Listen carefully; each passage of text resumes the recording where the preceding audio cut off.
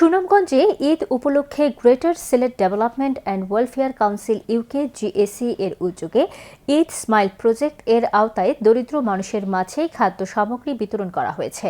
শহরতলির সুরমা ইউনিয়নের সতর্কর আমিরপুর, আমিরগঞ্জ, কুরুতলা ও বাহাদুরপুর গ্রামের প্রায় ১৫০ অসহায় মানুষের মধ্যে এসব খাদ্য সামগ্রী বিতরণ করা হয়।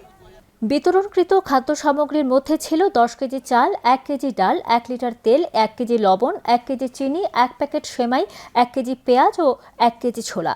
খাদ্য সামগ্রী বিতরণ উপলক্ষে আয়োজিত সংক্ষিপ্ত আলোচনা সভায় সভাপতিত্ব করেন সংগঠনের সুনামগঞ্জ জেলা শাখার সভাপতি নুরুল ইসলাম বজলু। এতে প্রধান অতিথি হিসেবে বক্তব্য রাখেন সিনিয়র আইনজীবী হুমায়ুন মঞ্জুর চৌধুরী।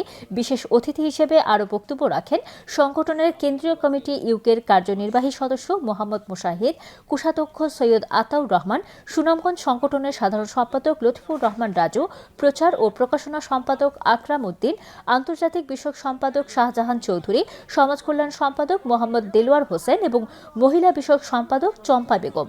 পরে অতিথিরা দরিদ্র মানুষের মধ্যে খাদ্য সামগ্রী বিতরণ করেন। খাদ্য সামগ্রী পেয়ে সংগঠন ও প্রবাসী দানশীল ব্যক্তিদের প্রতি কৃতজ্ঞতা জানান লোকজন।